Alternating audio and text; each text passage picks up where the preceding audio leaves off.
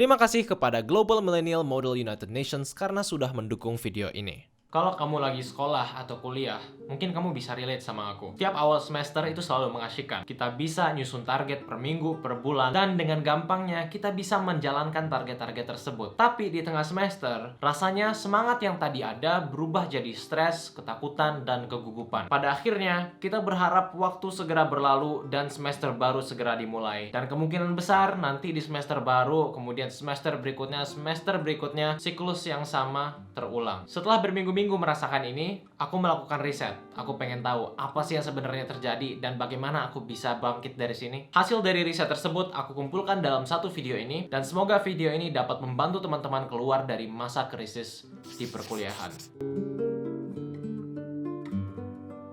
Halo semuanya, namaku Zahid. Aku adalah mahasiswa tahun pertama di Institut Teknologi Bandung. Di channel ini, aku bikin video tentang belajar dan menjadi pribadi yang lebih baik. Kalau kamu suka dengan topik seperti itu, channel ini aku desain untukmu. Video ini akan aku bagi jadi 4 bagian. Yang pertama, itu adalah permasalahan stimulus. Apa sih yang sebenarnya terjadi dengan kita? 3 bagian lagi adalah actionables, hal yang bisa kita lakukan. Yang pertama, itu adalah manajemen krisis. Yang kedua adalah diversifikasi identitas. Dan yang ketiga adalah rentankan pertahanan. Apa sih yang sebenarnya terjadi kepada kita? Biasanya ketika kita merasa stres, gugup, dan pengen menyerah di tengah perjalanan kuliah, itu nggak jauh-jauh dengan permasalahan stimulus. Tidak hanya ada burnout, tapi juga ada bore out. Burnout biasanya datang karena kita bekerja, nugas, ujian, praktikum, dan pada akhirnya kita merasa stres, galau, dan keinginan berhenti itu tinggi sekali. Emosi-emosi negatif ini sebenarnya bukan datang dari pekerjaannya itu sendiri, tapi emosi ini datang karena kita merasa bahwa kita sudah kehilangan kontrol terhadap apa yang kita lakukan. Tahu-tahu ada lagi,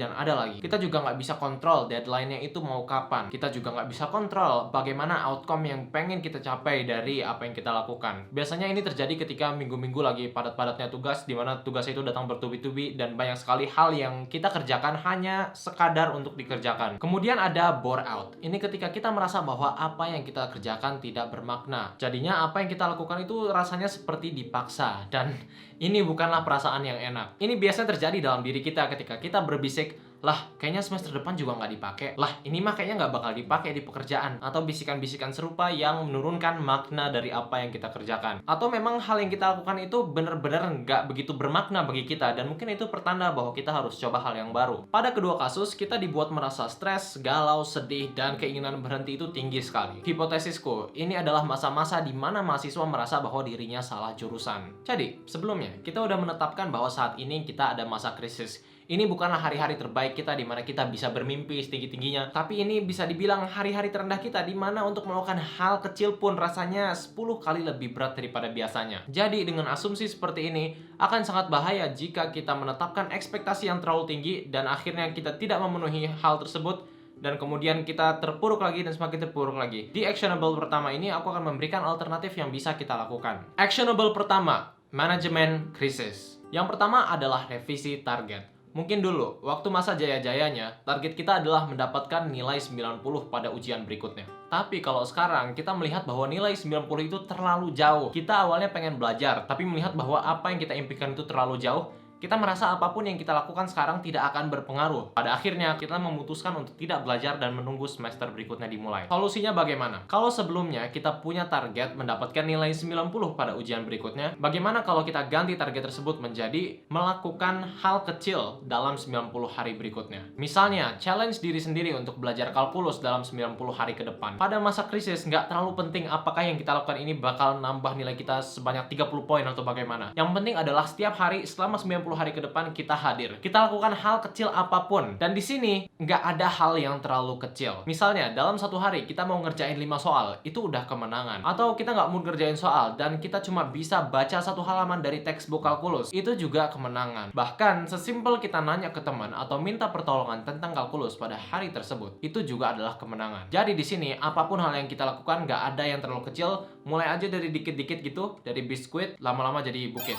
Kemudian prinsip 5 menit. Fokus aja dengan apa yang bisa kamu capai dalam 5 menit ke depan. Jangan sesali apa yang tidak kamu selesaikan kemarin, atau jangan pula bayangkan apa yang pengen kamu lakukan di masa depan. Fokus aja ke apa yang bisa kamu selesaikan dalam 5 menit ini. Ngerjain 3 soal, oke. Baca 1 halaman, oke. Apapun yang bisa kamu selesaikan atau kamu capai dalam 5 menit ini, Oke, dengan melakukan ini kamu lebih terlatih untuk memulai. Karena kadang-kadang yang paling susah itu adalah bukan tugasnya, tapi memulainya. Ketika kamu merasa bahwa dengan melakukan hal kecil saja sudah merupakan kemenangan, kamu jadi termotivasi untuk mendapatkan kemenangan-kemenangan lainnya. Ini adalah manipulasi dopamin yang pernah aku bahas pada video sebelumnya. Takeaway terbesar dari actionable pertama ini, jangan khawatirkan hasil. Apresiasi diri kamu karena kamu bisa fokus ke masa kini dan menyelesaikan hal-hal kecil yang ada di depan matamu. Actionable kedua, diversifikasi identitas. Diversifikasi identitas adalah ketika kita mengekspansi sumber-sumber kita mendapatkan nilai diri. Dari yang awalnya mungkin hanya dari nilai ujian bagus saja. Sekarang kita jadi kembangkan dari misalnya hobi-hobi atau kesukaan yang lainnya. Yang perlu dicatat adalah, pada dunia yang ideal, kita sebenarnya nggak butuh validasi dari orang lain. Di sisi lain, akan sangat bahaya jika kita menempatkan diri kita dan merasa bahwa nilai kita itu sangat bergantung kepada rapor dan tulisan-tulisan yang ada pada selembar kertas. Dan memang, walaupun setiap orang bisa sukses di bidang apapun kalau dia mau, tapi kadang-kadang ada aja bidang di dunia ini di mana bagi sebagian orang sangat mudah dia untuk menyukai bidang itu daripada orang-orang lainnya. Jadi mahasiswa terbaik itu indah dan keren sekali. Tapi mungkin dari ribuan atau ratusan ribu mahasiswa, hanya satu yang bisa menyandang gelar ini. Kalau caraku yang tertular dari Ali Abdaal dan Simon Clark adalah dengan menjadikan diriku seunik mungkin. Misalnya, aku coba kembangkan skillku di dunia per-YouTuban, per-podcastan, atau aku juga coba ikuti organisasi dan kegiatan di luar kampus yang membuat diri aku,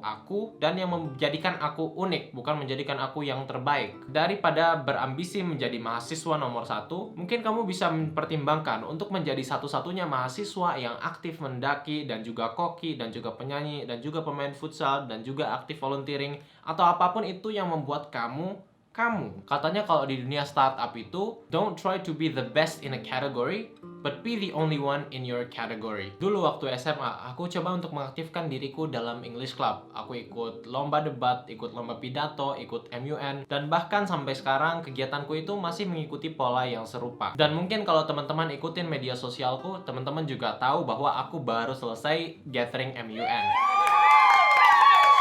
Terima kasih Global Millennial Model United Nations karena sudah mensponsori video ini. Bagi teman-teman yang sedang mencari kegiatan MUN yang terjangkau dan juga asyik, GMMUN adalah pilihan yang bagus. Di GMMUN, kamu akan mengikuti simulasi konferensi PBB, di mana kamu akan mewakili suatu negara sebagai diplomatnya. Di MUN, kamu bisa melatih critical thinking, public speaking, diplomacy, dan soft skills lainnya. Sepengalamanku, MUN yang offline bahkan ada yang sampai jutaan rupiah. Tapi di sini ada kesempatan bagus untuk kamu, di mana kamu bisa mengikuti GMMUN hanya dengan 100.000 rupiah.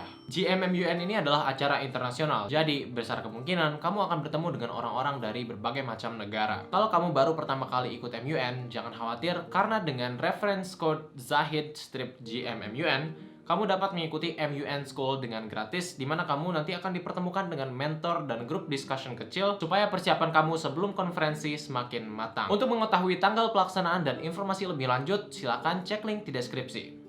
Actionable yang ketiga, yaitu adalah rentankan pertahanan. Ini adalah bahasa kerennya untuk curhat. Coba cari tahu dan tanyakan diri kamu, kenapa sih sebenarnya kamu merasa seperti ini? Apakah hanya karena sekarang pelajarannya lagi susah? Atau apakah karena kamu merasa kamu nggak cocok di bidang yang kamu tekuni saat ini? Apakah gaya pengajaran dosennya, demand dari mata kuliahnya, dan benar-benar temukan apa yang membuat kamu merasa seperti saat ini. Latih juga mindfulness, sadari apa yang kamu rasakan saat ini dan terima emosi positif dan negatif yang ada. Baiknya, kamu juga bisa menceritakan apa yang kamu rasakan kepada keluarga, teman, atau bahkan kamu juga bisa menceritakannya ke tenaga profesional. Yang pertama, karena ketika kita menceritakan apa yang kita rasakan kepada orang lain, kita jadi lebih rasional dalam melihat tantangan yang di depan mata. Kita nggak overthink, nggak stres, dan kita jadi nggak terlalu merasa salah jurusan. Kemudian ketika kita bercerita kepada teman, kita akan menyadari betapa banyaknya orang yang sedang merasakan apa yang kita rasakan. Kita awalnya merasa kita yang nggak pandai sendiri. Kita merasa bahwa kita yang paling terpuruk. Kita merasa bahwa kita yang paling ini.